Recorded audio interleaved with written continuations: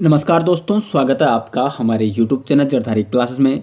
दोस्तों, जैसे कि हमने आपसे कहा था कि हम यहाँ पे उत्तराखंड के जितने भी आगामी एग्जाम होने वाले हैं, ग्रुप सी से संबंधित वीडियो हो गया, वीडियो हो गया, उत्तराखंड पुलिस से जो भी आने वाले वैकेंसियाँ हैं और जिनमें लगभग 100 नंबर का क्वेश्चन पेपर बनता है, GS GK Uttarakhand GK reasoning Hindi, जिनमें ये सारा सिलेबस होता है, ग्रुप सी का जो सिलेबस है, तो उसके अकॉर्डिंग हम यहाँ पे क्या बनाएंगे, एक मॉडल पेपर बनाएंगे यहाँ पे। और यहाँ पे मॉडल पेपर हम आज से शुरू करने वाले हैं और देखते हैं कितने हम यहाँ पे मॉडल पेपर बना सकते हैं, जिसमें हम यहाँ पे टोटल 100 नंबर का ये मॉडल पेपर होगा, क्वेश्चन पेपर प्रैक्टिस सेट। और इसको हम 2 पार्ट में यहाँ पे अपलोड करेंगे।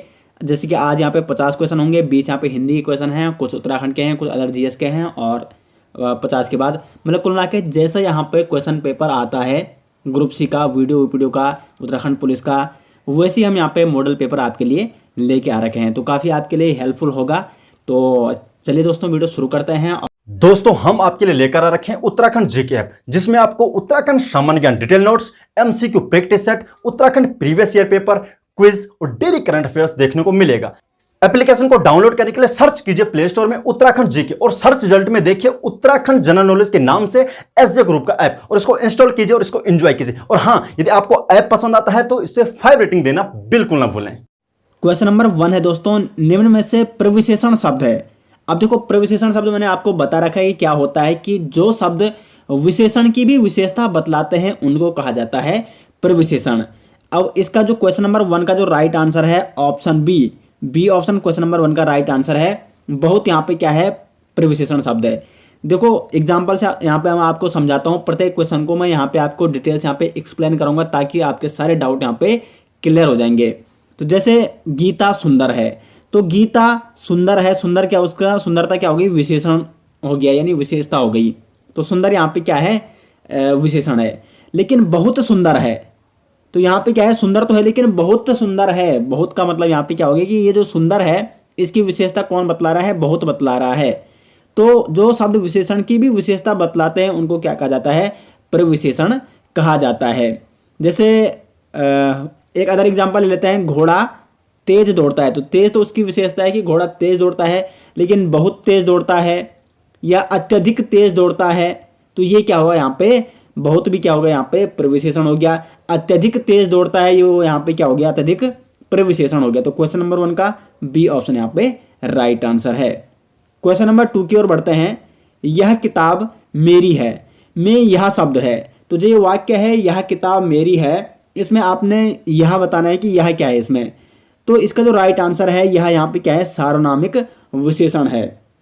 सार्वनामिक विशेषण क्या होते हैं, होते तो ये सर्वनाम ही हैं, लेकिन ये क्या करते हैं, संज्ञा और सर्वनाम की विशेषता बतलाते हैं, इसलिए इनको क्या कहा जाता है, सार्वनामिक विशेषण कहा जाता है। अब आप सोच रहे होंगे कि यह है जो, तो ये इसको तो सर्वनाम होना चाहिए, सार्वनामिक विशेषण क्यों है, यह क्या होना चाहिए, निजवाचक सर्वनाम होना चाहिए वैसे।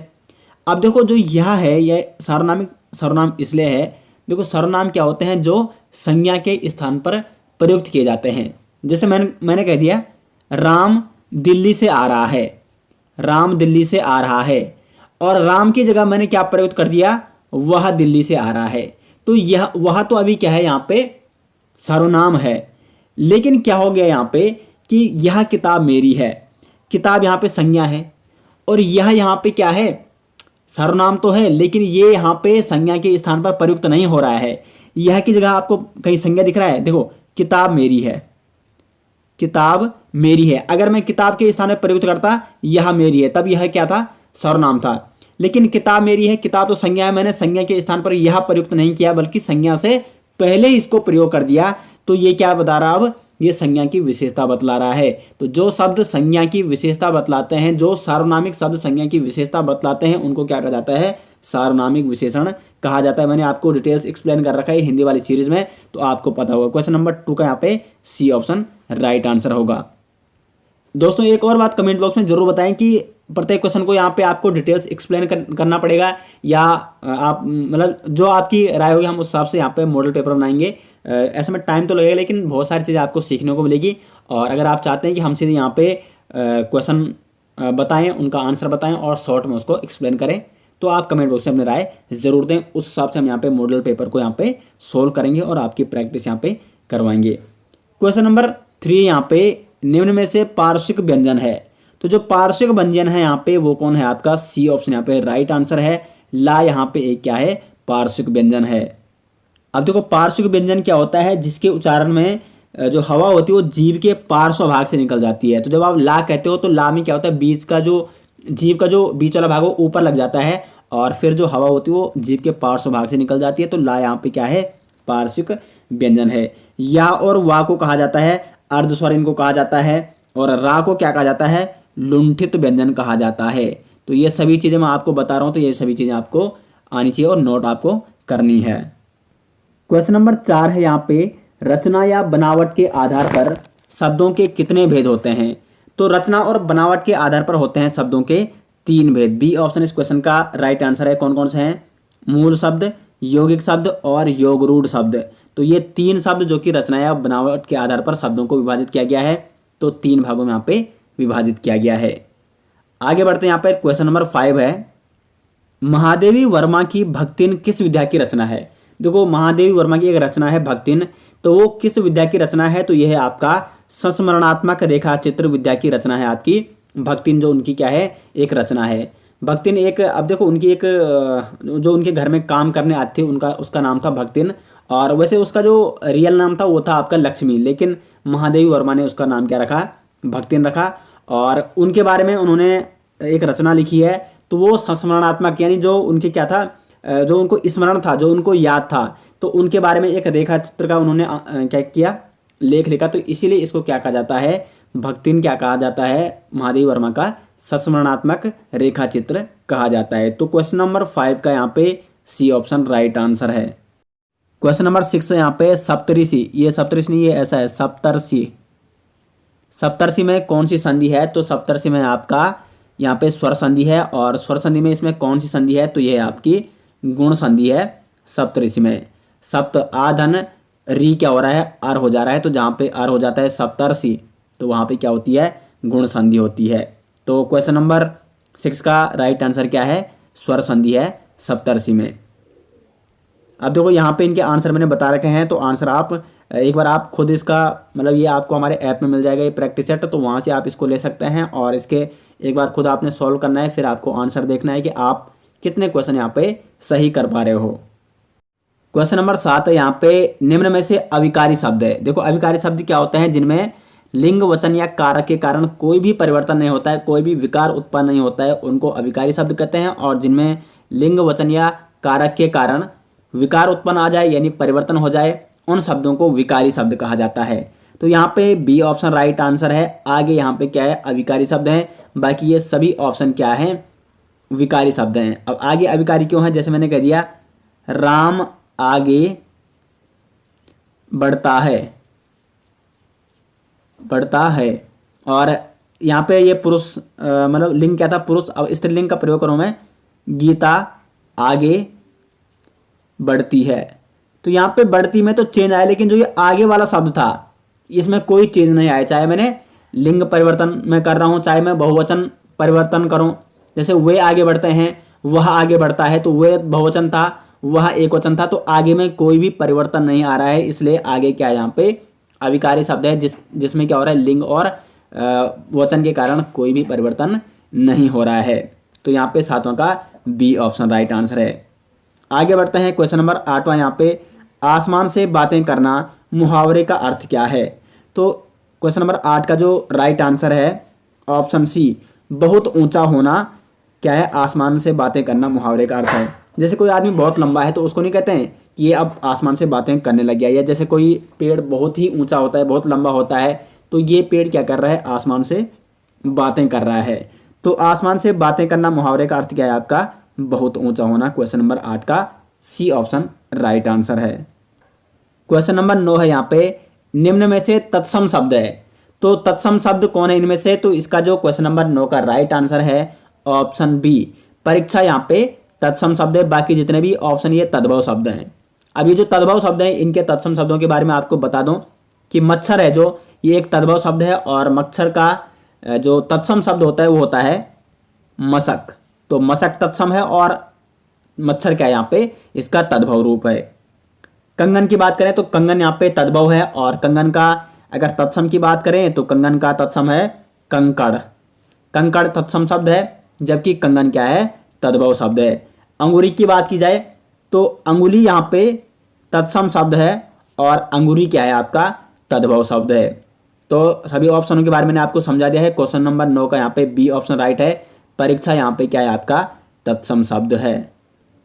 क्वेश्चन नंबर 10 है यहाँ पे, सीता गीता से सुंदर है, वाक्य में कौन सा कारक है। अब देखो यहाँ पे कौन सी कारक विभक्ति आ रखी है, से आ रखी है। तो कर्ता ने कर्म को करण से, एक तो यहाँ पे करण हो सकता है, संप्रदान के लिए अपादान से, या यहाँ पे अपादान हो सकता है, क्योंकि अपादान में भी से विभक्ति का प्रयोग हो रहा है, करण में भी से विभक्ति का प्रयोग हो रहा है। लेकिन आपको कंफ्यूज नहीं होना, मैंने आपको कारक में बता रखा है कि जहाँ पे या तो कोई चीज़ अलग हो रही है वहाँ पे अपादान कारक होगा, या तुलना हो रही है। अब तुलना से भी आप ये लगा सकते हो कि तुलना में भी क्या हो रहा है, जब उनकी तुलना हो रही है तो कहीं ना कहीं वो एक दूसरे से क्या है, अलग हो रहे हैं, एक दूसरे से वो अलग हैं। तो जहाँ पे तुलना हो रही है या वहाँ पे कोई चीज़ किसी चीज़ से अलग हो रही है तो वहाँ पे वो क्या होता है, अपादान कारक होता है। तो यहाँ पे सीता गीता की तुलना हो रही है, तो सीता क्या है, गीता से अलग है, क्योंकि सीता गीता से सुंदर है, सीता अधिक सुंदर है, गीता कम सुंदर है। तो तुलना हो रही है और एक दूसरे से वो अलग हैं, तो यहाँ पे क्या होगा आपका, अपादान कारक होगा। 10वां का यहाँ पे सी ऑप्शन राइट आंसर है। क्वेश्चन नंबर 11 है यहाँ पे, निम्न में से स्त्रीलिंग शब्द है। स्त्रीलिंग शब्द कौन सा, यहाँ पे लिखावट है, हाथी है, दही है या पानी है। तो देखो यहाँ पे जो इसका राइट आंसर है ऑप्शन ए, स्त्रीलिंग शब्द है। लिंग आपको कैसे पहचाने हमने आपको बता रखा है, आपने वाक्य प्रयोग करना है। तो जैसे लिखावट में मैं वाक्य प्रयोग करूँ कि लिखावट लिखनी चाहिए, तो लिखनी आ रहा है ना, लिखावट के बाद लिखनी आ रहा है, इसका मतलब ये स्त्रीलिंग है। और हाथी, हाथी आ रहा है, अब हाथी आ रही है आप ऐसा नहीं कहते हो कभी, तो हाथी आ रहा है तो हाथी यहाँ पे पुल्लिंग है। दही, जितने भी लिक्विड होते हैं वो अधिकांशतः पुल्लिंग ही होते हैं, और दही में बहुत सारा कन्फ्यूजन होता है, लेकिन दही आपको अपने दिमाग में बिठा देना है, दही क्या है आपका, पुल्लिंग ही है। दही जम रहा है, वैसे दही जम रही है ऐसा ही बोलते हैं कोई, दही पीनी चाहिए, लेकिन ऐसा नहीं है। जितने भी लिक्विड होते हैं जो दूध से बन रहे हैं, दूध क्या है आपका पुल्लिंग है, तो दही भी आपका पुल्लिंग ही है, ये आपको नोट करना है, और पानी भी आपका पुल्लिंग ही है। तो यहाँ पे ऑप्शन ए इसका राइट आंसर है। लिखावट क्या है आपका, स्त्रीलिंग शब्द है। क्वेश्चन नंबर 12 है यहाँ पे, वेणुलोक गूंजे धरा किसकी काव्य कृति है। तो वेणुलोक गूंजे धरा यहाँ पे माखनलाल चतुर्वेदी जी की काव्य कृति है। बी ऑप्शन क्वेश्चन नंबर 12 का राइट आंसर है। और जो ये माखनलाल चतुर्वेदी, इनके बारे में एक चीज़ आपको ध्यान रखनी है कि एक भारतीय आत्मा, एक भारतीय आत्मा किसे कहा जाता है, तो ये कहा जाता है आपका माखनलाल चतुर्वेदी जी को एक भारतीय आत्मा कहा जाता है। और इनकी कुछ प्रमुख रचनाओं के बारे में आपको बता देता हूँ, जैसे हिमकिरीटनी हो गया, हिमतरंगिणी हो गया, समर्पण हो गया, वेणुलोक गूंजे धरा हो गया, पुष्प की अभिलाषा, चाह नहीं मैं सुरबाला के गहनों में गूंथा जाऊँ, वो आपने पोयम पढ़ी होगी, बहुत ही अच्छी वो कविता थी। और केजी और कोकिला एक 9th में वो सिलेबस में दे रखी है। तो सारी डिटेल्स में आपको इनके बारे में वैसे हिंदी सीरीज में बता चुका हूँ। तो वेणुलोक गूंजे धरा किसकी काव्य कृति है, माखनलाल चतुर्वेदी की काव्य कृति है। क्वेश्चन नंबर 13 है यहाँ पे, निम्न में से संयुक्त क्रिया का उदाहरण है। संयुक्त क्रिया यानी जिसमें दो क्रियाएं होंगी, तो इसमें संयुक्त क्रिया का उदाहरण कौन सा है आप यहाँ पे देख सकते हो। इसका यहाँ पे ए ऑप्शन राइट आंसर है। गीता चिल्ला उठी, तो यहाँ पे एक क्रिया तो है यहाँ पे चिल्लाना, और एक है यहाँ पे उठना। उठना एक क्रिया है और चिल्लाना भी एक क्रिया है यहाँ पे। तो यहाँ पे संयुक्त क्रियाओं का प्रयोग हुआ है, तो ऑप्शन ए में क्या है यहाँ पे संयुक्त क्रिया है, तो ऑप्शन ए इसका राइट आंसर होगा क्वेश्चन नंबर 13 का। बाकी बी ऑप्शन में राम ने बच्चों को मिठाई खिलाई, तो सिर्फ खिलाना यहाँ पे क्रिया है। महेश रमेश से पत्र लिखवाता है, तो यहाँ पे सिर्फ लिखवाना एक ही क्रिया है। वह क्रिकेट खेल रहा है, तो खेलना यहाँ पे एक ही क्रिया है। तो बाकी 3 ऑप्शनों में एक क्रिया है, बल्कि ऑप्शन ए में संयुक्त क्रिया है यहाँ पे। क्वेश्चन नंबर 14 है यहाँ पे, कानन कठिन भयंकर भारी, घोर घाम हिमवारी बयारी, पंक्ति में कौन सा अलंकार है। तो देखो मैंने आपको अलंकार में बता रखा है। अब यहाँ पे क्या हो रहा है कि यहाँ पे वर्णों की आवृत्ति हो रही है उसी क्रम में। कानन कठिन, ना और ना की आवृत्ति हो गई, भयंकर भारी, भा की हो गई, घोर घाम घा की हो गई है, हिमवारी बयारी, तो फिर रा री और री की हो गई। तो वर्णों की आवृत्ति उसी क्रम में जहाँ पे होती है, अनेक वर्णों की आवृत्ति उसी क्रम में जहां पर होती है वहां पे होता है आपका 6 का अनुप्रास अलंकार। तो बी ऑप्शन इस क्वेश्चन का राइट आंसर है। क्वेश्चन नंबर 15 यहाँ पे आकर्षण का विलोम शब्द है। तो आकर्षण का विलोम शब्द क्या होता है आपका? विकर्षण होता है। क्वेश्चन नंबर 15 का यहाँ पे ए ऑप्शन राइट आंसर है। क्वेश्चन नंबर 16 यहाँ पे वर्तनी की दृष्टि से शुद्ध शब्द कौन सा है? तो ये क्वेश्चन काफी इंपॉर्टेंट है, कई बार एग्जाम में पूछा जाता है। तो यहाँ पे वर्तनी की दृष्टि से जो शुद्ध शब्द है वो है यहाँ पे उज्ज्वल। ए ऑप्शन यहाँ पे राइट आंसर है। यहाँ पे उज्ज्वल को इस प्रकार लिखा गया है, ऊ फिर आधा जाए फिर आधा जाए फिर वाह है और ला है। तो उज्ज्वल यहाँ पे ये बिल्कुल इसका सही शुद्ध रूप है। क्वेश्चन नंबर 17 यहाँ पे निम्न में से एक अनौपचारिक पत्र है। तो देखो पत्र दो प्रकार के होते हैं, औपचारिक पत्र और अनौपचारिक पत्र। औपचारिक पत्र हम किसको लिखते हैं? जिनसे हमारा कोई व्यक्तिगत संबंध नहीं होता है, कोई पारिवारिक संबंध नहीं होता है। तो सरकारी पत्र हो गया, आवेदन पत्र और व्यावसायिक पत्र, ये औपचारिक पत्र हैं। जबकि शुभकामना पत्र क्या है? एक अनौपचारिक पत्र है, क्योंकि शुभकामना आप किसको दोगे? जैसे आपके व्यक्तिगत और पारिवारिक संबंध होंगे। अपने भाई को आप दे सकते हो शुभकामना, अपने किसी दोस्त को दे सकते हो, अपने किसी रिश्तेदार को दे सकते हो शुभकामना पत्र। तो शुभकामना पत्र यहाँ पे क्या है? एक अनौपचारिक पत्र है। 17 का यहाँ पे बी ऑप्शन राइट आंसर है। क्वेश्चन नंबर 18 यहाँ पे प्रेमचंद के फटे जूते किसकी रचना है? तो प्रेमचंद के फटे जूते एक प्रसिद्ध रचना है और ये किसकी? हरिशंकर परसाई जी की। हरिशंकर परसाई एक लेखक और व्यंग्यकार थे और इन्हीं की रचना है प्रेमचंद के फटे जूते।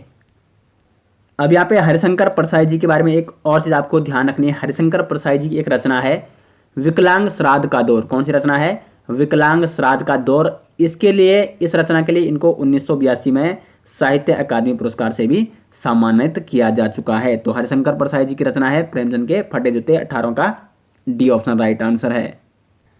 क्वेश्चन नंबर 19 है यहाँ पे पावक का पर्यायवाची शब्द है। देखो पावक का पर्यायवाची शब्द है यहाँ पे हुतासन।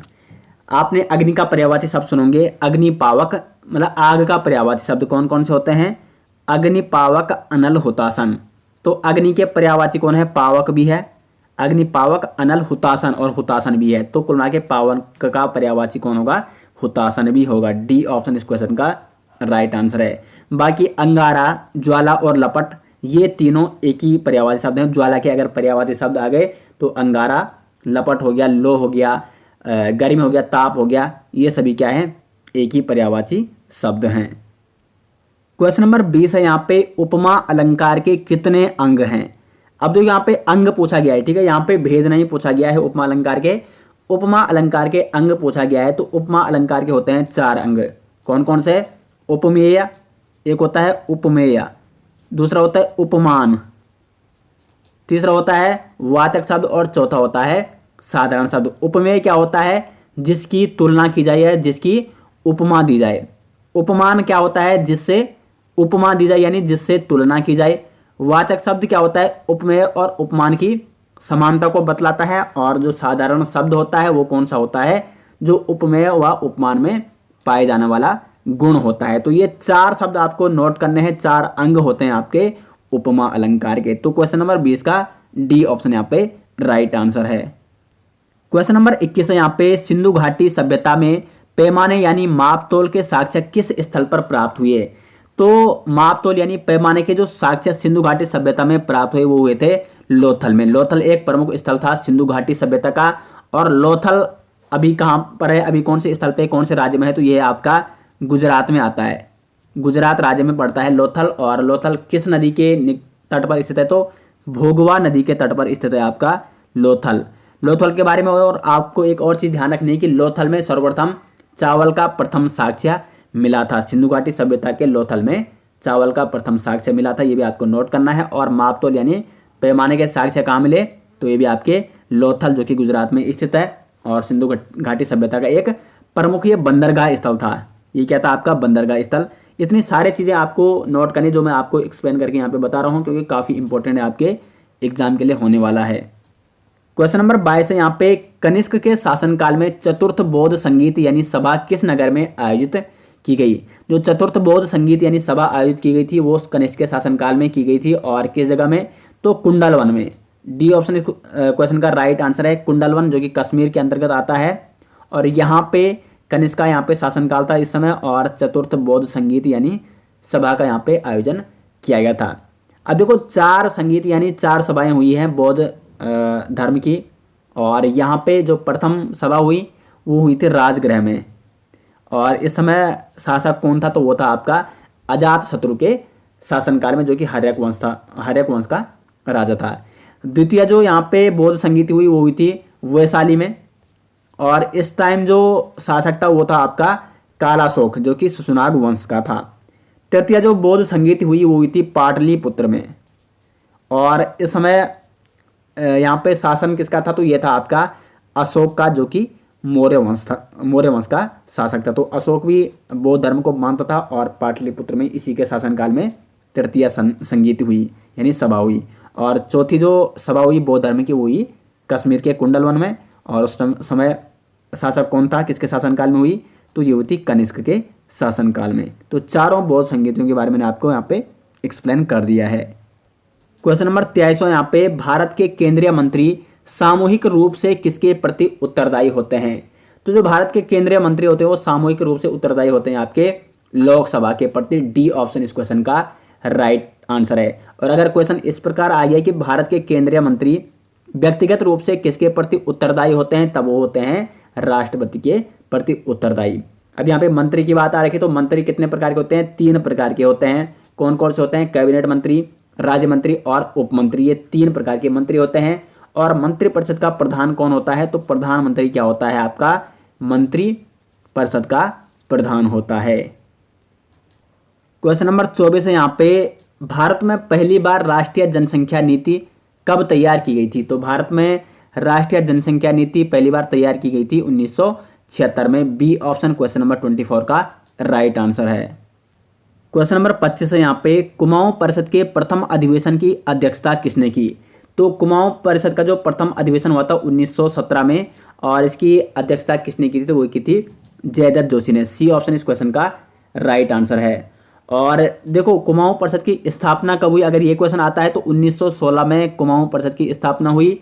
1917 में इसका प्रथम अधिवेशन हुआ अल्मोड़ा में। कहाँ हुआ ये, अल्मोड़ा में, जिसकी सदस्यता यानी अध्यक्षता किसने की, ये की थी जयदत्त जोशी ने। द्वितीय अधिवेशन हुआ था 1918 में, और इसकी अध्यक्षता की थी राय बहादुर तारादत्त गेरला जी ने, और ये हुआ था हल्द्वानी में। तीसरा अधिवेशन हुआ था 1919 में, और इसकी अध्यक्षता की थी राय बहादुर बद्रीदत्त जोशी ने, और ये हुआ था आपका कोटद्वार में। तो ये तीनों अधिवेशन आपको नोट करने हैं। और जो चौथा अधिवेशन हुआ था ये आपका 1920 में हुआ था, और स्थान कहाँ इसका, काशीपुर में हुआ था, और इसकी अध्यक्षता की थी हरगोविंद पंत ने। पांचवां अधिवेशन हुआ था 1923 में, टनकपुर में हुआ था, और इसकी अध्यक्षता किसने की थी, बद्रीदत्त पांडे जी ने। और अंतिम अधिवेशन हुआ था 1926 में, और स्थान कहाँ है, रानीखेत गनियातोली में, और इसकी अध्यक्षता किसने की, मुकंदी लाल जी ने। तो पांचों अधिवेशनों के बारे में मैंने आपको कुमाऊं परिषद के जितने भी अधिवेशन हुए वो मैंने सारे आपको यहाँ पे एक्सप्लेन कर दिए हैं। क्वेश्चन नंबर 26 है यहाँ पे, उत्तरकाशी के शक्ति त्रिशूल पर कौन सी लिपि में लेख लिखा गया है।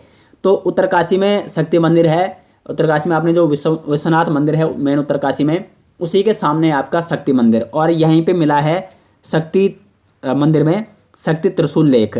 तो इस लेख पर कौन सी लिपि का प्रयोग किया गया है, तो ये किया गया है शंख लिपि का प्रयोग। तो डी ऑप्शन क्वेश्चन नंबर 26 का राइट आंसर है। क्वेश्चन नंबर 27 है यहाँ पे, नायक समाज में सुधार हेतु किस वर्ष नायक बालिका रक्षा कानून पारित किया गया। तो नायक समाज में सुधार हेतु यहाँ पे 1929 में नायक बालिका रक्षा कानून पारित किया गया था, और इस समय उत्तराखंड में ब्रिटिश शासन था, और यहाँ पे कमिश्नर कौन था इस टाइम, तो वो था NC स्टिप। कौन था, NC स्टिप, जिसके शासनकाल में 1929 में नायक बालिका रक्षा कानून पारित किया गया था। क्वेश्चन नंबर 28 है यहाँ पे, परमार वंश के किस शासक को गौरवभंजन की उपाधि दी गई है। तो यहाँ पे महिपत शाह, पंवार वंश के शासक है महिपत शाह, उनको यहाँ पे गौरवभंजन की उपाधि दी गई है। और माधो सिंह भंडारी जी को दी गई यहाँ पे गौरवभंजक। तो दो चीज़ों में आप बहुत सारे स्टूडेंट कंफ्यूज होते हैं, गौरवभंजक और गौरवभंजन। गौरवभंजक कौन है, माधो सिंह भंडारी है, और गौरवभंजन कौन है, महिपत शाह हैं। क्वेश्चन नंबर 29 यहाँ पे, वह कौन सा शासक था जिसने बैजनाथ मंदिर के निर्माण में सहयोग किया? तो बैजनाथ मंदिर के निर्माण में यहाँ पे सहयोग किया था भूदेव ने। बी ऑप्शन इस क्वेश्चन का राइट आंसर है। भूदेव कौन था? यहाँ पे कार्तिकेयपुर राजवंश के जो द्वितीय परिवार था, और इन्हीं में से जो ललित सूर्यदेव था उसका पुत्र था यहाँ पे भूदेव, और इसी ने यहाँ पे बैजनाथ मंदिर के निर्माण में सहयोग किया था। तो क्वेश्चन नंबर 29वां का बी ऑप्शन है। काफ़ी इंपॉर्टेंट ये क्वेश्चन है, तो इसको आपको जरूर नोट करना है।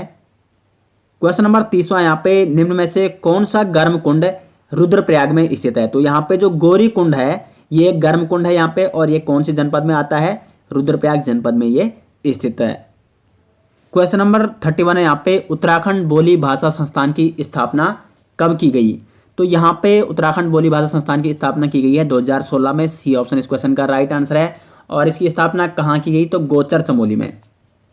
गोचर जो कि चमोली में पड़ता है, तो गोचर चमोली में उत्तराखंड बोली भाषा संस्थान की स्थापना 2016 में की गई थी। और उद्घाटन किसने किया? उस टाइम तत्कालीन जो मुख्यमंत्री थे हरीश रावत जी, उन्होंने उत्तराखंड बोली भाषा संस्थान की स्थापना की 2016 में, यानी उद्घाटन किया। और इसका प्रमुख उद्देश्य यही कि उत्तराखंड की बोली और भाषा का विस्तार करना और संरक्षण करना। उसके बाद बढ़ते हैं आगे। क्वेश्चन नंबर 32वां है केशोराय मठ स्थित है? तो जो केशोराय मठ है ये आपका श्रीनगर में स्थित है। पौड़ी गढ़वाल के श्रीनगर में स्थित है आपका केशोराय मठ। काफ़ी इंपॉर्टेंट क्वेश्चन है। और श्रीनगर की बात करें तो श्रीनगर में एक प्रसिद्ध मंदिर है कमलेश्वर मंदिर, तो ये भी आपको नोट करना है। क्वेश्चन नंबर 33वां है यहाँ पे राज्य में सर्वाधिक जनघनत्व वाला जनपद है? तो राज्य में सर्वाधिक जनघनत्व कौन से जनपद में है? ये है आपका हरिद्वार जनपद में। कितना है? 801 जनघनत्व, यानी प्रति वर्ग किलोमीटर में कितने व्यक्ति रहते हैं। सबसे ज़्यादा जनसंख्या भी हरिद्वार जनपद की है और सर्वाधिक जनघनत्व भी हरिद्वार जनपद का है। और एक और चीज़ आपको ध्यान रखना है कि सबसे कम लिंगानुपात कहाँ है? तो ये भी आपका हरिद्वार जनपद में है। लिंगानुपात हरिद्वार जनपद में सबसे कम है, जबकि जनसंख्या और जनघनत्व सबसे ज़्यादा है। अब यहाँ पे जनघनत्व की बात आ रखी है, तो टॉप 3 जो जनघनत्व वाले जनपद हैं उत्तराखंड में, नंबर 1 पे आ गया हरिद्वार, नंबर 2 पे आता है आपका उधम सिंह नगर, इसका कितना है?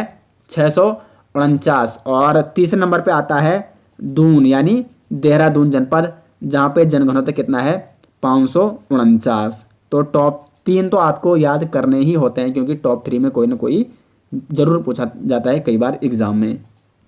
क्वेश्चन नंबर 34 से यहाँ पे नोठा कोथिग संबंधित है। तो नोठा कोथिग कहाँ लगता है आपका? ये संबंध है आपका आदि बद्री से। पंच बद्रियों में से एक बद्री है आदि बद्री, और ये कहाँ स्थित है? कर्णप्रयाग के निकट स्थित है, और यहीं पे लगता है आपका नोठा कोथिग। तो काफ़ी इंपॉर्टेंट क्वेश्चन है। नोठा कोथिग कौन से मंदिर से संबंधित या कौन से बद्री से संबंधित है, इस प्रकार से क्वेश्चन पूछा गया, तो वो है आपका आदि बद्री से संबंधित है नोठा कोथिग।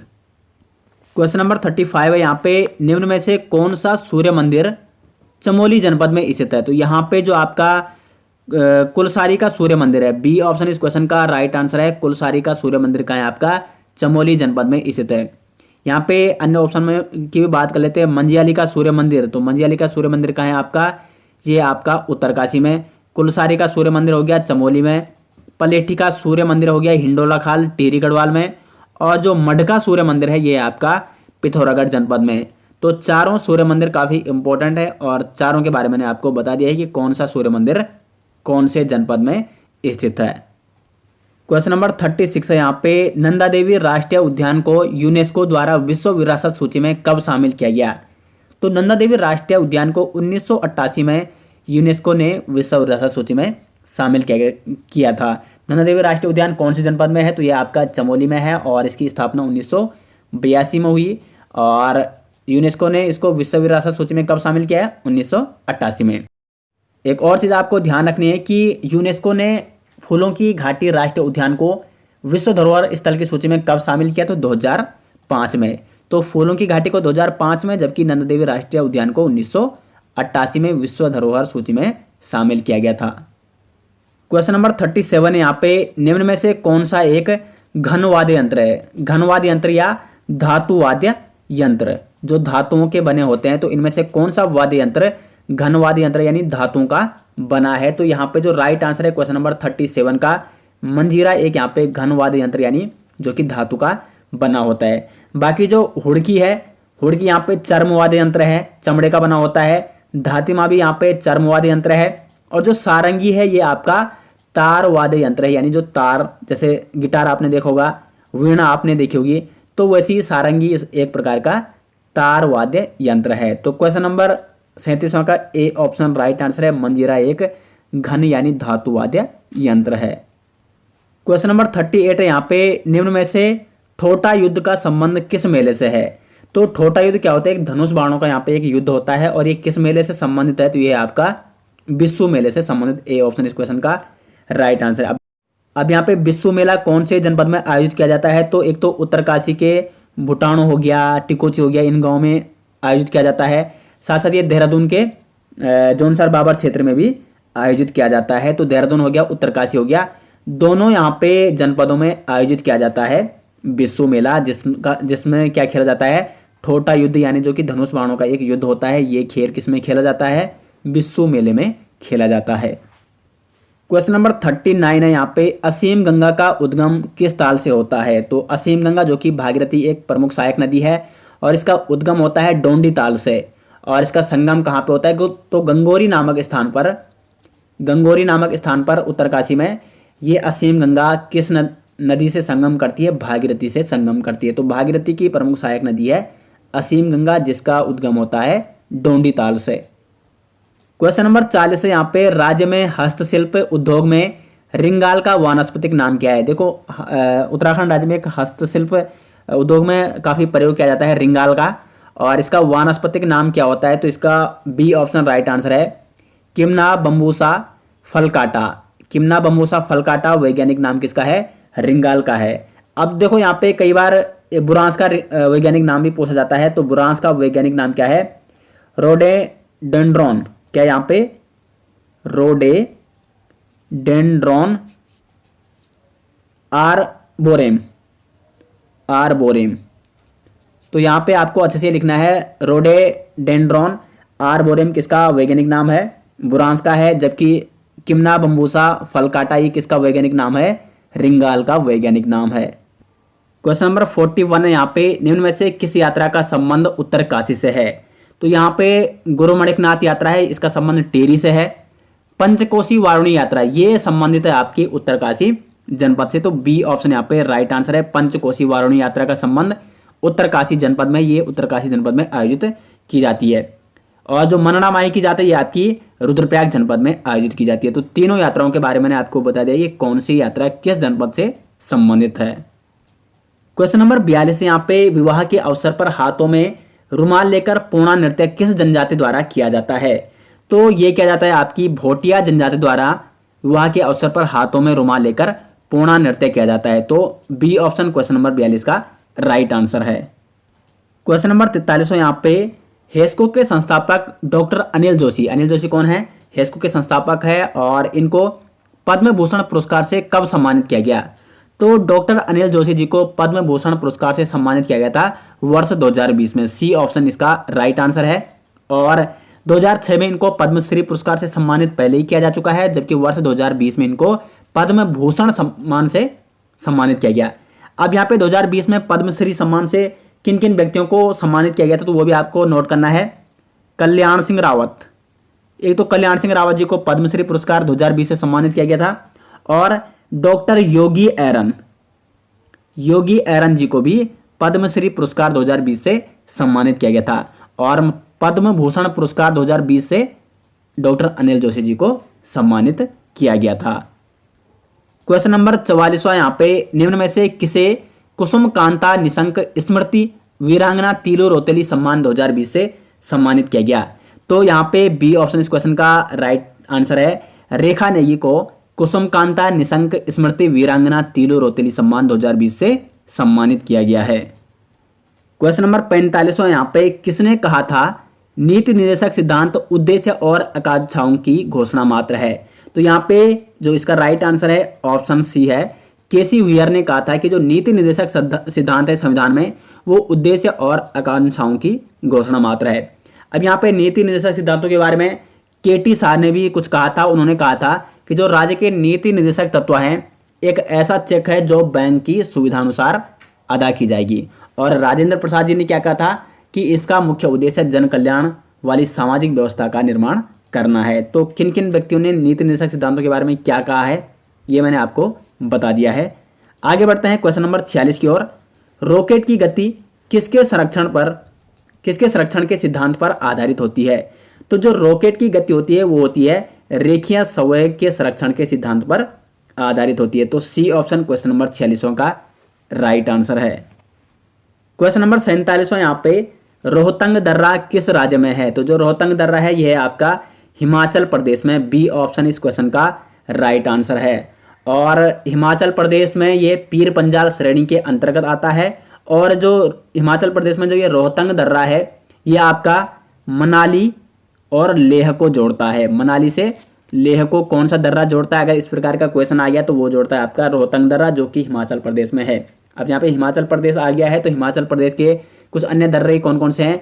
बाड़ा लाचा, सिपकिला और रोहतंग दर्रा, ये 3 प्रमुख दर्रे हैं हिमाचल प्रदेश के। एक बार दोबारा रिपीट कर लेता हूँ, बाड़ा लाचा, सिपकिला और रोहतंग दर्रा।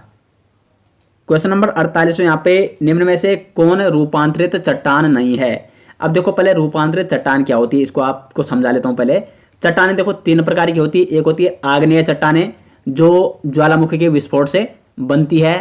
ज्वालामुखी से निकलने वाले जो धूल होते हैं, कण होते हैं, जब वो ठंडा हो जाता है तो उससे बनती है आग्नेय चट्टानें। आग्नेय चट्टानों के एग्जाम्पल कौन कौन से हैं? ग्रेनाइट, बेसाल्ट और बिटुमिनस। उसके बाद एक और जो चट्टान आती है वो होती है अवसादी चट्टान। अवसादी चट्टान क्या होती है? जैसे ही जो आग्नेय चट्टानें हैं ये हवा और पानी के संपर्क में आती हैं तो ये क्या हो जाती है? जमने लग जाती है।